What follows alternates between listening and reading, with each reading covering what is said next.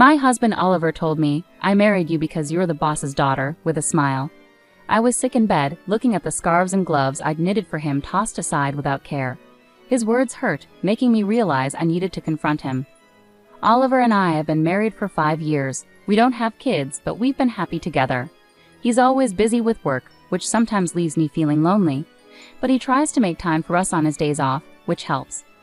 I met Oliver through my dad, who used to be his boss. Oliver suggested I stay home after we got married, which seemed like a good idea at the time. It gave me time to pursue my hobbies like sewing and knitting.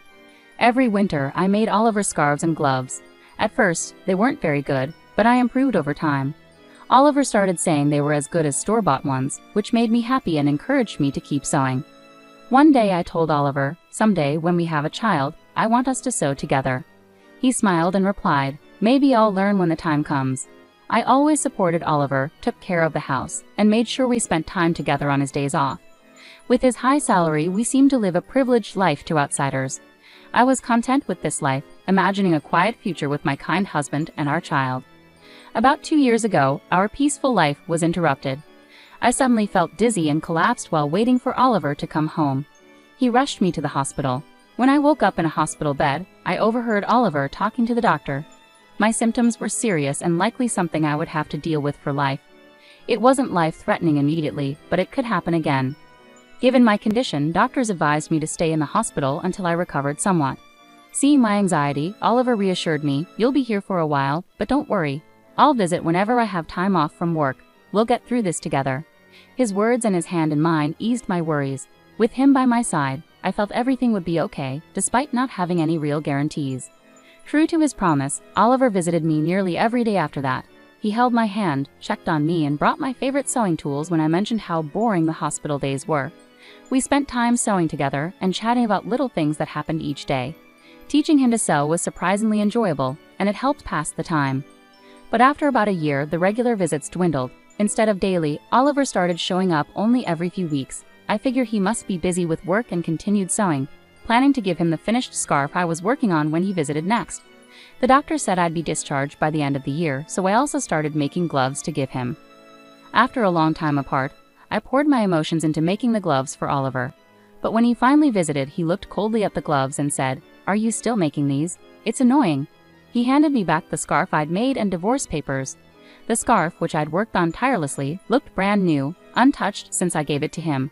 "You've been in the hospital for 2 years now. I heard you're getting discharged soon, but I can't keep taking care of you," he said. "Let's get a divorce." I looked at the divorce papers. Oliver had already signed them. I thought, so this is how it ends. Truthfully, I'd thought about this possibility ever since he stopped visiting regularly. I tried to convince myself he was just busy with work, but I knew the real Oliver wouldn't neglect me like this. If work had gotten in the way, he would have told me. When he stopped coming without explanation, I knew this was coming. That's why I managed to ask calmly why he wanted a divorce. I wasn't trying to hold on to Oliver. In fact, I knew I had probably become a burden to him. If the kind Oliver I knew wanted a divorce, then I guessed I had no choice. But since Oliver had promised we face things together, I was curious why he had changed his mind. When I asked him, still dazed, Oliver replied harshly, "Isn't it obvious? Since I married you, it's been nothing but trouble. I'm tired of those scarves and gloves you give me every year. I only married you because your father's the boss. How am I supposed to handle you getting sick on top of everything?" He laughed at me mockingly, saying he was fed up with dealing with me. It seemed he resented my innocent enjoyment of our life together. Whenever I talked about happiness, love, or loneliness, he seemed to think I was foolish. Who even wears handmade scarves anymore without feeling embarrassed? Getting those things from you was annoying and a hassle. As Oliver spoke, I noticed he was wearing a luxurious scarf that I hadn't given him. It was clearly better quality than the ones I had made. I wondered if he had never used any of my gifts before. Perhaps they had always annoyed him, and I hadn't realized. After I got sick and my father retired, Oliver no longer had to pretend to care about me at work. Having a sick wife became a convenient excuse for him. In the first year, he made a show of visiting me between his work duties. I could imagine my father, before retiring, praising Oliver at work for being a good husband who worked hard while looking after his sick wife. Oliver had crafted this image for himself and was well liked by his colleagues. That's what he wanted, and it seems my value to him was only realized when I fell ill. When I confronted him with these thoughts, Oliver looked surprised and admitted, "Well, it did make things easier at work. Whenever I mentioned you, people were sympathetic and treated me well. If I worked late, I was praised for being dedicated. If I needed a break, I just had to say my wife is, and that was enough. He said this without a hint of regret. He had cleverly used my illness to his advantage in ways I hadn't known. And as for my upcoming promotion, well, they may be idiots, but I owe it to your illness, he added. As I listened with my head bowed, I looked up when he finished speaking. Instead of the man I loved, I saw a cruel grin on his face. I realized this was his true self. Well, if I could be of some use, then that's good. We probably won't see each other again, so take care, I calmly said, returning the divorce papers to him. He took them without a second glance and swiftly left. That marked the end of our marriage, and I silently cried. After some time, I left the hospital and moved back in with my parents. When my father heard what had happened, he was outraged. I never expected him to be like that, he said. But I had already made my peace. I reassured my father and told him I wanted to stay with them. After tidying up the house, my parents understood and encouraged me to do what made me happy. For now, that meant living with them. Before moving back with my parents, I decided to visit our old house. But when we arrived, the front door lock was broken. Perplexed, we rang the doorbell and were met by a stranger. I asked him about it, and he told us he had bought the house a few months ago and was now living there happily with his family. My parents were furious, but I chose not to disturb the new residents and quietly left. Unable to leave it be, I called my husband right away. He casually replied, "Yeah, I sold it while you were in the hospital. Keeping the money as my compensation. It was my house originally, so you can't complain, right?" His nonchalant words made me sigh. I wish he had told me sooner, I thought. From what I learned, the house had been sold about a year ago, around the time he started showing less concern for me. Even if he had planned to divorce me, selling our home without discussing it was shocking. Although we had finalized our divorce by signing the papers, we still needed to discuss dividing our assets after my discharge. We had scheduled a meeting for the following week, but my husband had acted on his own, which was beyond belief. When I calmly confronted my husband over the phone, telling him he didn't understand anything, he seemed puzzled. "What do you mean?" he asked. I replied, "I'll explain next week," and hung up. I smiled at my concerned parents and asked my father for a favor. I shared my plans with him and asked him to get everything ready. "I've already prepared all the necessary documents. There's not much time before our meeting next week, but we'll manage," my father said, with a slightly worried smile. As my father, he probably felt guilty for introducing me to my husband. His anger toward my husband spurred him to do everything possible to help me. I thanked him and looked forward to our meeting day. Just imagining my husband's face made me smile for the first time in a while. With my father's support, I got ready for the meeting. We decided to meet at my parents' house. We sat in a row, my parents and I on one side, and my husband on the other.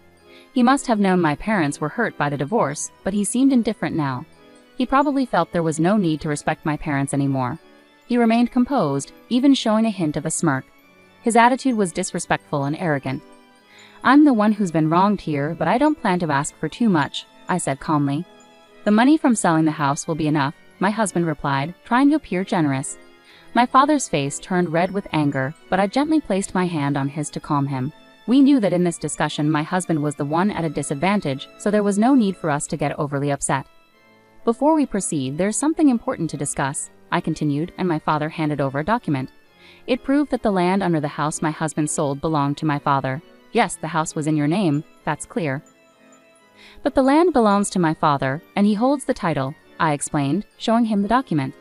My husband frowned slightly. "So what? The house was still mine. No one can complain. Do you think this gives you a way to get back at me?" He chuckled as if he found the whole situation absurd. "It's true that legally, selling the house under my husband's name posed no issues, even though the land belongs to my father," I explained further. "However, this creates a significant problem for the family who bought the house. You sold the house, right? But since my father owns the land, you could demand rent from the family living there. Wouldn't that cause trouble?" I questioned. "We're not planning to take that step, but we won't give up our land rights for nothing. In this situation, our plan is to offer the family the opportunity to purchase the land. We won't ask them to leave or charge rent monthly, but it would be problematic if they refuse to buy the land. Originally, my father intended the land as a gift for us to live on, not to be given away freely to strangers. If they refuse, the family who bought the house might even sue you because the deal wasn't as they were led to believe. Imagine their frustration buying their dream home only to find out they have additional expenses." After we confirmed my father's ownership of the land, we went straight to the family who bought the house. When we explained the situation, they were understanding. They agreed that if there were any legal issues, it would be the seller's responsibility, meaning my husband.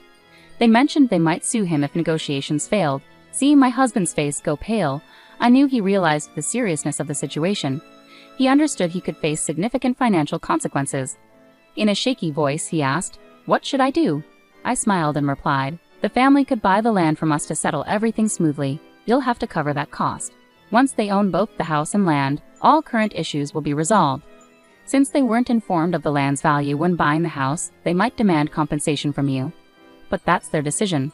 The problem is, due to its prime location, the land could be worth more than the house. Even if my husband sells all his assets, it might not be enough. In the end, he could be left with nothing.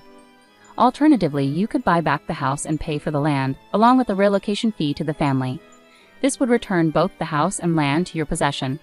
You could then sell them again, possibly making some money. However, after paying the relocation fee, it's unlikely you'd end up with much, I explained. Either way, you're facing losses, I continued. And regarding alimony, your actions have caused me significant mental distress. I intend to seek compensation for that, so keep that in mind. I've come to realize you used me as a pawn for your career ambitions. Now that I know this, I'm repulsed by everything you've done, and I plan to pursue damages for the emotional distress it's caused me. While evidence may be limited and winning uncertain, discussing this matter is crucial given your current situation. Cornered, Oliver may soon face these harsh realities, my father added. Despite being retired, I still have many connections from my career. I've been in touch with former colleagues who have shared your opinions and actions regarding my daughter. You're being looked down upon by everyone, Oliver. With a cheerful smile, my father shared the news, and finally, Oliver understood the gravity of his situation. The status he had built at work, using me and the money from selling the house without my consent, was slipping away. Now let's discuss what happens next, I said, clasping my hands together and smiling. It was a different smile from any Oliver had seen before, brighter since our separation. You must understand that the fate of your assets will be decided today, I continued. Drawn in by my words, Oliver could only manage a forced laugh, tears in his eyes. The negotiations favored me, and Oliver agreed to pay alimony.